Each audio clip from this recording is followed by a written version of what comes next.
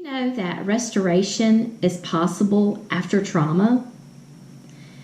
You know, the enemy uses a lot of different barriers to keep us from claiming that life of restoration after trauma. And in today's class session, we're going to dive deep into barrier number 2. So stay tuned.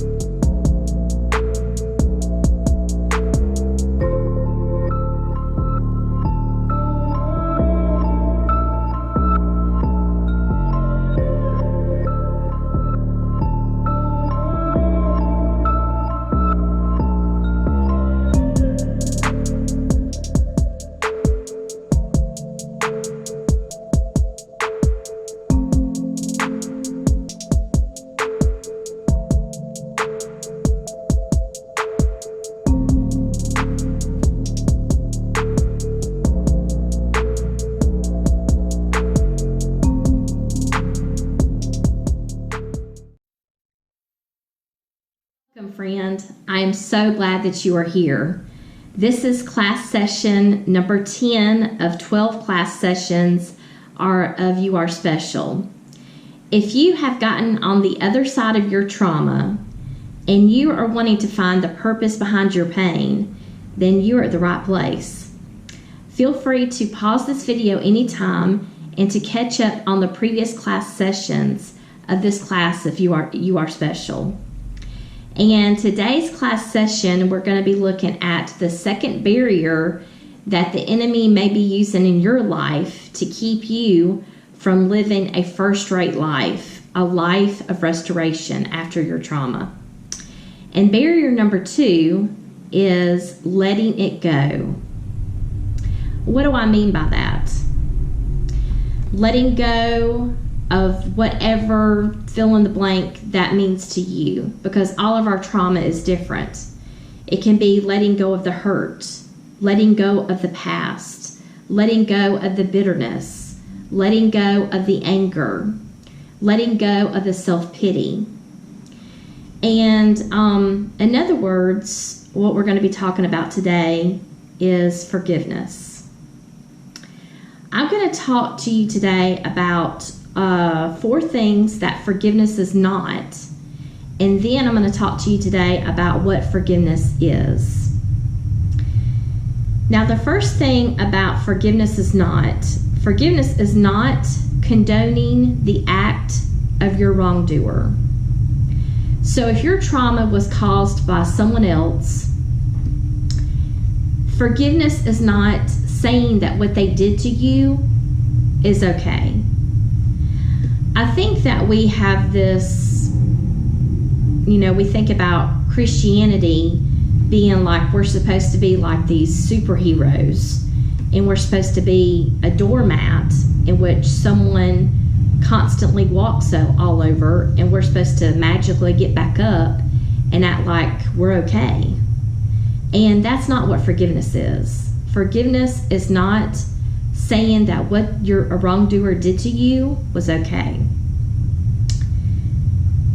The second thing about forgiveness is not waiting for an apology from your wrongdoer. When we are waiting for the wrongdoer to readjust their actions or own up to their actions or to make a change in their life, we're actually hanging up our ability to move forward in our life, our healing. And forgiveness is not about waiting on the wrongdoer, waiting for an apology. The third thing about forgiveness is not reconciliation. Forgiveness is not the same thing as reconciliation. So reconciliation, you're entering back into a relationship with your wrongdoer like nothing ever happened. So reconciliation is another video for another day, but I wanted to make it really clear that forgiveness is not the same thing as reconciliation. The fourth thing that forgiveness is not easy. I wish I could say that forgiveness is easy. I wish I could say that forgiveness is a one-time act. It's like this magical prayer that you pray and something magical happens and you're all good to go, right? Forgiveness is not easy. Forgiveness is very, very hard. You know, as long as we are living on this earth, we are battling with sin. And battling with unforgiveness is what we will have to battle with. Some days are easier than others. We may have triggers some days, and we may be, those triggers are reminders of our scars that the wrongdoer left on us, our pain. And so this can be very tempting for our mind to get back on track, to be thinking about a wrongdoer instead of staying on track with us and our healing. You know, when Peter asked Jesus, how many times do I need to forgive my brothers and sisters? 7 times? And Jesus says, no, 70 times 7. And that's what forgiveness is. You know, forgiveness is not a one-time act. It is something that we deal with every single day. And some days are easier, you know, when we don't have those triggers. And some days are very difficult. And so we're constantly battling these thoughts on our wrongdoer. Okay. So what I'm going to get into now is what forgiveness is. Okay. So we know what forgiveness is not. So what is forgiveness? Well, forgiveness is empowering the victim, not the wrongdoer. It is empowering the victim. It is giving us tools to move forward with our lives, to bring healing in our lives. You know, our Lord cares very much about our hurt. And forgiveness is a powerful tool that He has given us in order to move forward with our lives. And it's a chance for us to gain back control over our life. You know, I think one of the lies the enemy feeds us is that our wrongdoer is responsible for our unhappiness. And if we believe that lie, we're going to stay stuck. We're going to stay stuck in anger. We're going to stay stuck in self-pity. We're going to stay stuck in some negative emotion. And, you know, we are responsible for our own happiness. And we can only get our happiness by cleaving to our Heavenly Father. Our Heavenly Father is the only person who can help us with this. He gives us the tools that we need that propel us into our new life after trauma. And forgiveness is one of those tools. And so when we look at the Bible and we look at a person who displayed forgiveness a lot in his life, it makes me think of the story of Joseph. Joseph's story is found in the book of Genesis, chapters 37 through 50.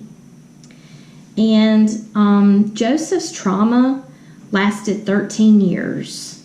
Okay? 13 years, he had a lot of wrongdoers.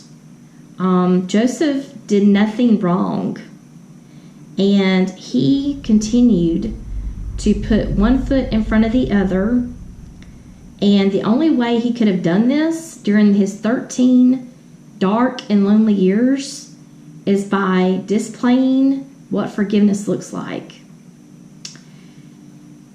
Joseph's trauma starts within his own family, with his 10 older brothers.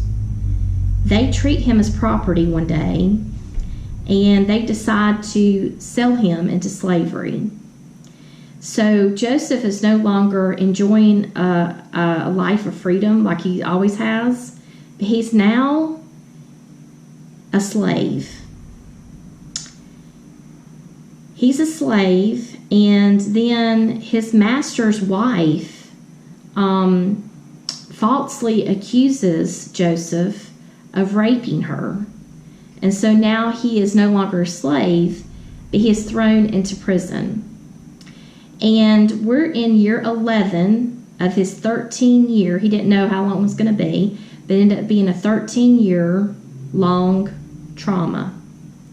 And we're going to look at the scene between him and his cellmate, the chief butler, one of the staff that worked with Pharaoh. And he's in prison one day, and there's this exchange that goes on between him and the chief butler, and a lot we can see about forgiveness in this exchange. So one day, Joseph notices that the chief butler is sad, and he asks him, what's going on? And the chief butler really has a problem. He's got this huge problem, and Joseph shows his concern, and Joseph has a solution to his problem. Now keep in mind, Joseph has been treated awful by people that have been in his closest circle, right? His family, who he trusted, his brothers, and then his master's wife. And he continues to engage with people. He continues to help people.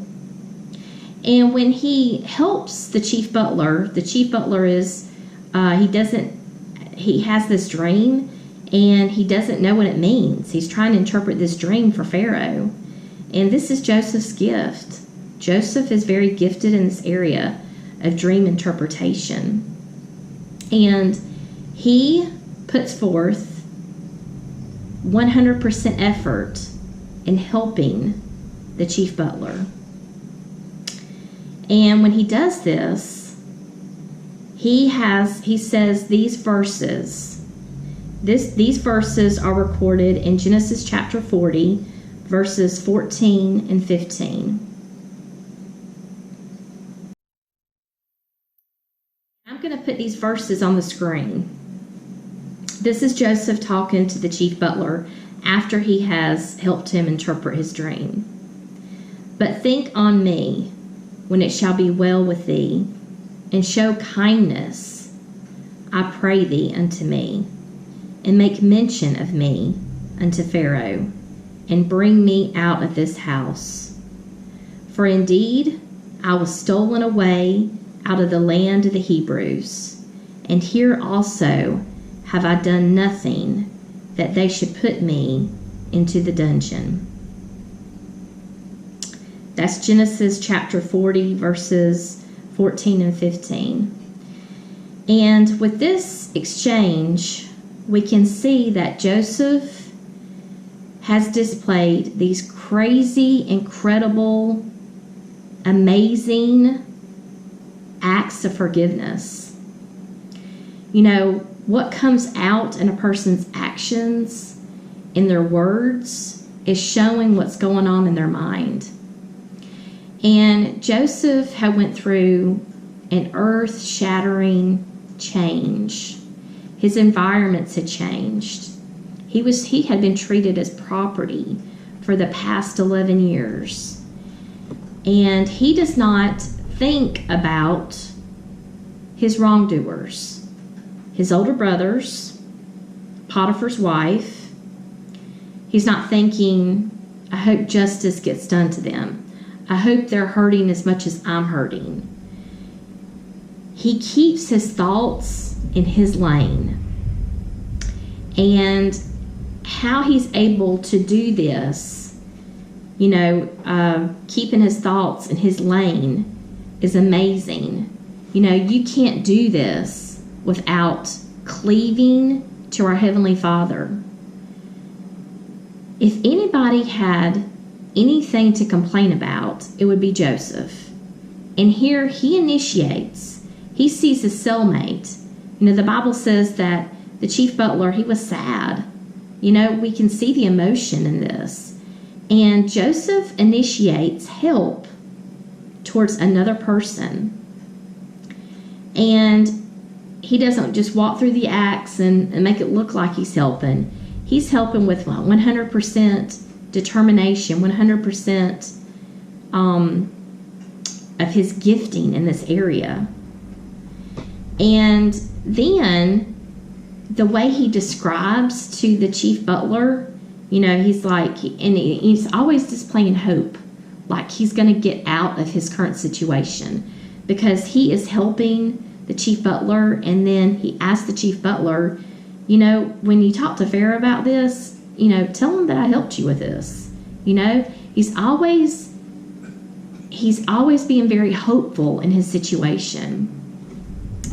And the way he talks about, where he's been for the past 11 years, he says, I was stolen out of the land of the Hebrews, and I have done nothing that they have put me in the dungeon. And so he doesn't say, well, you won't believe this, but my brothers, you won't believe this. My master's wife, she turned that whole situation around, and that's why I'm here. He doesn't go into all of it. He doesn't go into all that. He doesn't talk bad about his wrongdoers behind their backs. And this shows how he was able to forgive, how he was able to not think bad about his wrongdoers. There was no conversation about it. And he was still helping others. When others treated him very wrongly, time and time again, he continued to help others. And this is just, it's amazing.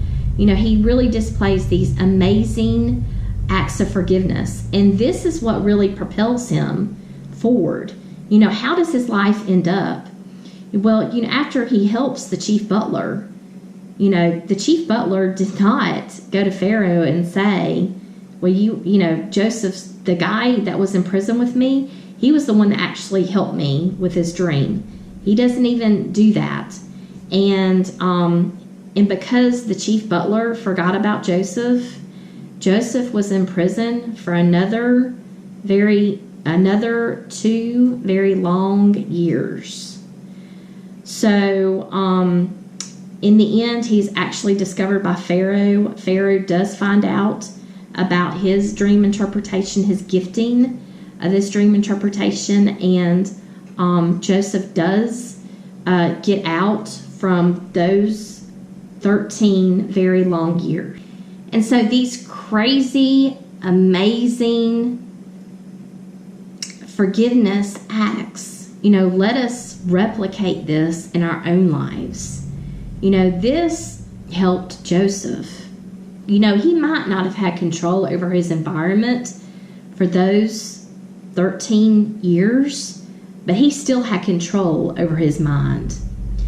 And keeping his mind in his lane, keeping his mind off of his wrongdoers, keeping his mind on still helping others, even when he had a history of people mistreating him, he is able to keep moving forward. And that's what forgiveness does.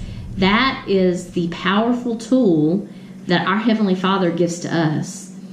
This amazing, powerful tool to keep us moving forward in our lives. Friend, this is barrier 2 of 4 barriers. And I can't wait to see the next class session as we talk about barrier number 3. Until next time.